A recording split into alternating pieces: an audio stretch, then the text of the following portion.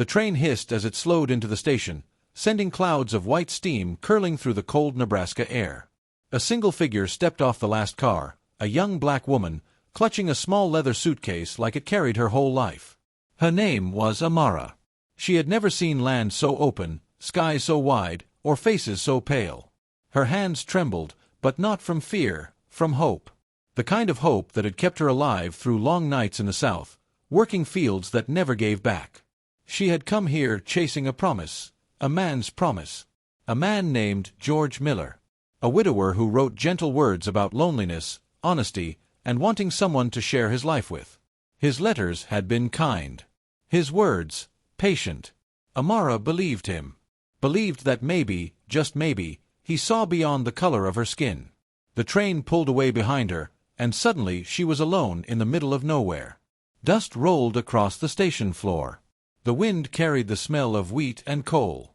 She adjusted her simple white dress, straightened her hat, and walked down the long dirt road toward the farmhouse she had memorized from his letters. She didn't know that every step she took was leading her toward heartbreak. When she reached the Miller property, she stopped. The house stood tall and proud, painted white like bone. A group of men stood out front, laughing about something. Among them, George. He looked different from his photograph, older maybe, or just colder. The moment his eyes met hers, the laughter faded. His face changed, twisting into something unrecognizable. She smiled anyway, lifting the letter that had brought her all this way. "Mr. Miller," she said softly, "it's me, Amara. From the letters." Silence. The men behind him exchanged glances. One of them snorted. Then George's voice cut through the quiet, sharp, cold, and heavy. "There must be some mistake," he said. The words didn't land right away. It was as if the world paused for a second. Then laughter erupted again, this time crueler. "You wrote to her," one man said, half choking on his beer. Another leaned in close to George, whispering something that made them both smirk. Amara stood frozen, the wind tugging at her skirt. Her hand still held the letter, but her fingers loosened. It slipped away and landed in the dust at her feet. George's sister, a stern woman with lips like a knife, stepped forward and said what everyone else was thinking. "You really thought someone like him would marry you?" The words hit harder than any slap. Amara didn't flinch. She just stared at the ground, her heart breaking quietly inside her chest. For a long time, no one spoke. Even the wind seemed to stop. Her eyes glistened, but no tears fell.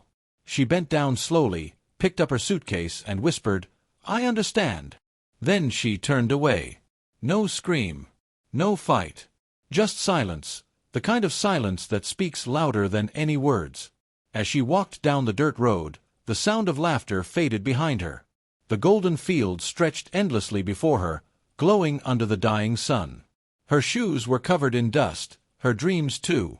The next morning, people in town were already talking. "She showed up like she owned the place," one woman said at the market. "He turned her away right in front of everyone," another whispered. They called her names, called her foolish, said she should have known better. But none of them knew her story. None of them knew that Amara had grown up believing in kindness, that she'd written those letters not to escape poverty, but to find love, the kind of love that didn't look at skin first. They didn't know that she had written, "If you choose me, I'll make a home with you. Not because I need saving, but because I believe in building something honest." By the third day, she had found a small cabin on the edge of town. The owner, an old black woman named Ruth, let her stay in exchange for work. Amara scrubbed floors, mended fences, and tended chickens from sunrise to sunset. At night, she sat by the window, staring at the lights from George's distant farmhouse. She could almost hear the echoes of laughter that had driven her away. Sometimes she'd hold one of his letters in her lap, reading it again, not for comfort, but to remind herself that even words can lie. Still, she didn't let bitterness take root. Instead, she whispered to herself, "You came here with hope.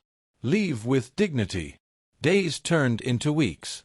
The people in town avoided her, some out of guilt, most out of pride. She could feel their eyes on her when she walked past, the bride who wasn't good enough. Yet something inside her refused to break. Every evening, she sang. Old hymns her mother used to hum when times were hard. Her voice floated through the wheat fields, low, aching, beautiful. Even the wind seemed to carry it gently, as if the earth itself wanted to listen. One night, she went back to the station, standing where she first arrived. The train tracks glimmered under the moonlight. She thought of leaving, but her feet wouldn't move. Somewhere deep inside, she knew she wasn't done here. Sometimes, the place that hurt you most becomes the place that proves your strength. Meanwhile, back at the Miller farm, things weren't the same. George couldn't sleep. He told himself he had done the right thing, that people would have talked, that it was better this way. But the truth haunted him. He found himself reading her old letters again, the ones she'd written before he saw her face. They were full of warmth, patience, and faith. Words like, "Love doesn't see color, George. It sees character."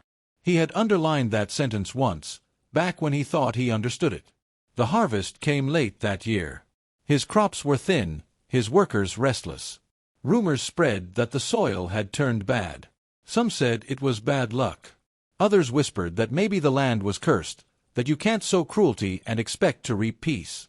Every time George passed the road leading toward the cabin where Amara stayed, he looked away. But deep down, something in him began to shift. Regret is a quiet thing, but it eats slow and deep. Amara, meanwhile, worked harder than ever. She didn't wait for pity. She didn't wait for kindness. She built her own. Each morning she stood outside her cabin, watching the sunrise wash over the fields. She whispered a prayer for strength, then went on with her day. She still believed, somehow, that good things could grow even from broken ground. And as the wind carried her song across the miles, someone was listening, someone who would soon change everything. But for now, the story ended in silence. A woman walking home. Alone through the fields. A man unable to sleep with his own guilt. A town whispering about both. No one knew that this quiet shame, this small act of cruelty on a dusty road, would soon turn into something much larger, something that would make everyone in that town question what it truly means to see a person for who they are. Because what began as rejection was only the beginning. The mornings came cold on the edge of town. Frost clung to the window of Amara's small cabin, and her breath made clouds in the dim light. Every day began the same, the sound of roosters, the smell of damp earth, the ache in her hands. She had found work where no one else wanted to go, cleaning, mending, carrying, lifting. People paid her less than they should, but she didn't complain. She took every job with quiet grace. When she walked through the market, whispers followed like shadows. "That's her," they said under their breath. "The one he rejected." Some called her foolish. Others pitied her. But no one spoke to her kindly. Not one. Still, Amara didn't bow her head. She learned to move through the silence as if it were air. The same people who mocked her had no idea what strength looked like when it wore a simple dress and carried a bruised heart. Every evening after work, when the sun melted into the horizon, she would sit outside her cabin and sing. Her voice rose softly, carrying old hymns from her childhood, songs her mother used to hum when life was heavy but faith was heavier. The sound drifted over the wheat fields, trembling and pure. Those who heard it said it didn't sound like sorrow. It sounded like forgiveness. Sometimes she would look out toward the far hills and see the Miller farm in the distance. Even from miles away, she could see how the once green fields were turning brown. It should have brought her satisfaction, but it didn't. There was no joy in another person's fall, even one who had shamed her. She whispered, "God, teach me to rise without bitterness." And then she went on singing. Then came the night that would change everything. The sky broke open with rain, and thunder rolled across the plains. The wind howled so fiercely that her little cabin shook. She was kneeling beside a candle, mending a torn shirt, when she heard it, the faint rumble of an engine, then a crash. She ran to the door and saw a truck stuck halfway in the mud, headlights flickering weakly through the storm. She grabbed her lantern and hurried out, her skirt whipping around her legs. A man climbed from the driver's seat, tall, broad-shouldered, his coat drenched with rain. "Ma'am," he called over the wind, "I'm sorry to bother you. My truck's dead." Amara nodded and motioned him inside to wait out the storm. When he stepped in, he wiped his hands and removed his hat. His hair was streaked with gray, his face marked by sun and time. He looked at her the way people rarely did, directly, without judgment. "Thank you," he said quietly. "I'm Elias Turner. I own the sunflower farm out past Red Creek." The name meant something. Everyone in town knew him, a quiet millionaire who kept to himself, known for his generosity but not for company. Amara poured him a cup of tea, her hands shaking slightly as she placed it before him. For a long while, they sat in silence, listening to the rain. Then she began to hum. Just softly, almost to herself. Elias froze. Her voice was like a thread pulling through the dark, calm, aching, alive. When she finished, he said, "That song. I haven't heard anything that beautiful since my wife passed." His voice broke a little on the word wife. Amara looked down. "My mother used to sing it when things got hard," she said. "It reminds me that the storm always ends." Elias studied her. "People talk in town," he said finally, "about what happened, about how you were treated." Her eyes flickered. "They talk a lot," she said quietly. "But they don't know me." He nodded. "They don't see what I see," he said, almost to himself. "They don't see the strength it takes to forgive people who never said sorry." Outside, the thunder softened. Inside, something else began to grow, respect. Not pity, not curiosity, but respect. When the rain stopped, Elias stood. "My truck will need a tow," he said, smiling slightly. "But I'll be fine walking. Thank you for the tea." He hesitated at the door. "If you ever need work, my fields could use hands like yours." After he left, Amara sat for a long time, staring at the candlelight. She didn't know it yet, but that one visit had already set something in motion. The next morning, when she stepped outside, the air smelled different, fresher, expectant, like the land itself was waiting. Meanwhile, at the Miller farm, things were unraveling fast. George's crops were dying. His cattle were thin. The laughter that once filled his porch was gone. He sat alone at night, staring at the same letters Amara had written him. In them were the words of a woman who believed in faith more than circumstance. "If you plant kindness," one letter said, "you will never lack peace." He tore it in half, but even then, he couldn't throw it away. The townspeople noticed. They whispered now not about Amara, but about George. "Pride ruined him," someone said at the store. "You can't build a home on shame," another added. Still, none of them thought to reach out to the woman they had mocked. She walked past them every day, silent, graceful, carrying her groceries in both arms. Some lowered their eyes. Others turned away. But she never did. Elias came back a week later. His truck was repaired, but he said he wanted to thank her properly. He brought flour, sugar, and a warm loaf of bread. She tried to refuse, but he insisted. "You helped me," he said simply. "Let me return the kindness." He stayed a while that afternoon, helping her repair the fence outside her cabin. As they worked, he asked about her life. She told him little, only that she came from Mississippi, that she had lost her parents early, and that she had learned to survive by working hard and keeping faith. "I used to believe love was something you could earn," she said, voice low. "Now I think it's something you have to be willing to give, even when you get nothing back." Elias didn't answer at first. He looked out over the horizon, where his own fields stretched far and golden. "Maybe that's why mine stopped growing," he said quietly. "Because I stopped giving." The sun was sinking when he left, and for the first time in months, Amara smiled, not because someone saved her, but because someone saw her. Truly saw her. That night, when she sang again, her voice carried farther than ever. Through the fields, past the sleeping town, even toward the farmhouse where George Miller sat alone with his regrets. He lifted his head when he heard it, unsure if it was real or just memory. Two souls, one rising, one sinking, connected by a song neither could forget. The town could sense it too. Something was shifting in the air. They didn't know it yet, but the woman they once mocked was about to become the reason every field in Nebraska whispered her name. And somewhere beyond those rolling hills, Elias Turner couldn't shake the sound of her voice.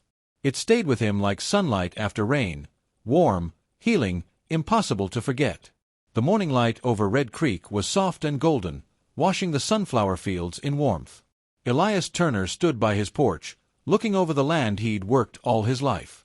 The fields had been dying for years, no matter what he did, soil experts, irrigation systems, money. Nothing helped. But that morning, when he saw Amara walking up the path in her plain cotton dress, carrying a basket and a quiet smile, something in the air felt different. It wasn't just light, it was hope. He had gone back to her cabin days after the storm, offering her steady work on his farm. "You'll be treated fair," he'd said. "Paid fair, too." She hesitated, not because she didn't trust him, but because she didn't trust the world around him. She had been burned by promises before. But Elias was patient. He didn't talk much, didn't flatter, didn't pity. He just waited, his eyes steady, like a man who meant what he said. Finally, she nodded. "I'll work," she whispered. "But not for charity." And he smiled. "Good," he said. "I don't hire charity." From that day on, Amara became the heartbeat of that farm. She rose before dawn, worked long after sunset, and poured everything she had into the earth. The workers noticed it first. She spoke little, but when she did, it was with quiet authority. She showed them new ways to turn the soil, how to plant at angles that caught more rain, how to treat the land with patience instead of pressure.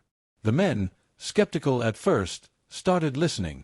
Slowly, the dry patches began to bloom. The fields turned green again, not just healthy, but radiant. It was as if her hands carried life. By summer, the rumor had spread through every corner of the county. "The black woman's hands bring life," they said. "The Turner fields are alive again because of her." People who once crossed the street to avoid her now whispered her name in awe. Children came to watch her sing as she worked. Even the wind seemed to move differently when she was near. Elias noticed everything, the way she wiped sweat from her brow without complaint, the way she paused to watch the sunset like it was her first. He admired her not for her beauty, though she had that too, but for the stillness in her soul. It was something he hadn't known in years, peace. She brought it without trying. One evening, after a long day in the fields, Elias found her sitting under the old oak tree, humming softly. The sun was sinking low, bathing everything in a deep orange glow. He stood a few feet away, hesitant, as if afraid to disturb something sacred. "Your songs," he said finally, "they make the land feel alive." Amara smiled faintly. "It's not the song," she said. "It's what's inside the heart when you sing it." He sat beside her. For a long time, neither spoke. Then Elias said quietly, "You know, I used to think money could fix everything. I thought if I just worked harder, earned more, I'd be happy. But the more I gained, the emptier it all felt." She looked at him, her gaze soft but firm. "You can't plant peace with greed," she said. "It won't grow." Those words stayed with him long after she left for the night. Meanwhile, not far away, George Miller's world was collapsing. His crops had failed again, his savings were gone, and his pride was the only thing he still held tight. But pride doesn't feed a man. The same neighbors who once laughed with him now avoided his porch. They whispered about Amara too, but not with scorn anymore. "She's working for Turner now," they said. "He treats her like family." George's chest tightened each time he heard it. Shame came creeping in slow and heavy. One scorching afternoon, desperate and tired, George rode out to Elias's farm. His boots sank in the soft dirt, his hat low over his eyes. He hadn't planned what to say, but when he saw her, standing tall among the sunflowers, giving instructions to the workers, his words vanished. She wasn't the same woman he'd humiliated months ago. She moved with calm authority, her back straight, her voice steady. She belonged there. He walked closer, hat in hand, and for the first time in his life, he felt small. "Amara," he said, his voice breaking. She turned slowly. Their eyes met, and time froze. "I made a mistake," he muttered, eyes on the ground. "A terrible one." Before she could answer, Elias appeared behind her, wiping his hands with a cloth. "You didn't make a mistake," Elias said firmly. "You made a choice. And she made one too. She chose to rise." George swallowed hard. "I came to ask for work," he said quietly. "I lost everything." Amara looked at Elias. Without a word, he nodded. "We can use another pair of hands," he said. George nodded, unable to meet her eyes. Over the next few weeks, George worked in silence beside the very woman he once mocked. The weight of his regret showed in every motion. He watched how she treated him, never cruel, never cold, just kind. That kindness burned more than anger ever could. One day, when no one else was around, he said softly, "Why didn't you hate me?" She looked up from the soil, her hands still in the dirt. "Because hate is heavy," she said. "And I've carried enough weight in my life." Her words were simple, but they broke something in him. He turned away, tears stinging his eyes. By the end of the season, the Turner farm was the talk of 3 counties. Journalists came to write about the miracle harvest. But when they asked Elias for his secret, he simply pointed toward Amara. "She's the secret," he said. "Faith in her hands, grace in her heart." As the last light of autumn painted the sky, Elias found her standing at the edge of the field, watching the flowers sway in the wind. "It's beautiful," she said. "It's you," he replied. She turned to him, startled. He took a step closer. "I didn't send for a bride," he said quietly. "But I believe God sent you to me anyway." Her breath caught. The sun sank lower, casting gold over their faces. She didn't speak. Neither did he. Sometimes silence says what words can't. Tears glistened in her eyes, not of sorrow, but of something deeper: peace, gratitude, maybe love. Elias reached out, brushing a loose strand of hair from her face. "You don't owe me anything," he said. "You already gave me back my life." And as they stood there, 2 souls once lost, now found, the fields around them swayed like a sea of gold, whispering the truth the whole town would soon come to learn: that dignity, when rooted in grace, can turn even the coldest soil into something beautiful. But this story wasn't over yet. Because when the town gathered again, the same people who once laughed, they would see not just a farmer and a woman, but a lesson written across the land: that love grows strongest where pride once lived, and that no heart, no matter how rejected, stays buried forever. The morning light spilled over the valley like a promise. The air smelled of ripe grain and wild honey, and for the first time in years, the town of Willow Creek stirred with a strange, unspoken anticipation. It was the day of the Harvest Festival, the same celebration Amara had watched from the shadows the year she arrived, the same event where laughter once mocked her pain. But this time, she wasn't standing on the outside looking in. She was walking down the main street beside Elias Turner, her hand in his, the sound of their steps echoing softly against the brick road. The people turned to look. Conversations fell quiet. Faces that once twisted with contempt now softened into uneasy awe. Some smiled nervously, others couldn't meet her eyes. It was as if the town itself was holding its breath. Amara wore a white cotton dress, simple yet luminous in the morning sun. Her hair, tied in a loose braid, shimmered like dark silk. The same woman they once called the bride who wasn't good enough, now walked with the grace of someone who had nothing to prove and everything to forgive. Elias glanced at her with quiet pride. To him, she wasn't just his wife. She was the reason his land lived again, the reason he believed in mercy after years of silence. The festival smelled of roasted corn and apple pie. Children ran with ribbons through the air. Music played, the soft hum of a violin, the steady beat of drums, and the laughter of vendors calling out their prices. But when Amara and Elias entered the square, the noise faded into an uneasy hush. For a heartbeat, it felt like the past was repeating itself, the same stares, the same whispers. But Amara didn't look away this time. She smiled, slow and warm, her eyes steady. The crowd shifted. One by one, hats came off, heads bowed slightly, as if something sacred had just passed through. Near the edge of the crowd stood George Miller. He looked older, smaller somehow. His once proud stance had wilted into something frail. His clothes hung loose, his eyes hollow. His farm had been sold months ago, the fences torn down, the soil dry and lifeless. Yet, what haunted him most wasn't the loss of land. It was the image of a young woman walking away into the fields, letter fluttering from her hand. As Amara passed, George stepped forward, trembling. "Amara," he said, voice cracking like brittle wood. She stopped. The crowd watched in silence. Elias turned slightly, protective yet patient. George swallowed hard. "I came to say I'm sorry. Not for losing what I had, but for losing who I was that day." His voice broke. "You wrote me letters, kind, gentle letters, and I threw them away. You believed in a man who didn't even believe in decency. I don't expect forgiveness. I just wanted to say it aloud, before this town forgets me." Amara looked at him, long and deep. Her eyes shimmered, not with pity, but with understanding. She reached into her small woven basket and pulled out a little cloth bag tied with twine. She placed it in his shaking hand. "Forgiveness," she said softly, "is a seed that grows in the soil of grace." George opened the bag and found sunflower seeds, golden, small, full of quiet life. He stared at them as if they were burning in his palm. "Plant these," Amara whispered. "Let them remind you that what we plant in hate can still grow in love, if we let it." The crowd was silent. Somewhere, a child began to clap. Then another. And soon the square filled with the sound of hands meeting, slow and rhythmic, like the heartbeat of the town itself. Elias put his arm around Amara's shoulders. "You've changed them," he murmured. She smiled faintly. "No," she said. "The truth did." As the day unfolded, laughter returned, this time warmer, kinder. People came forward to speak with her, some shyly offering bread, others whispering apologies they'd held for years.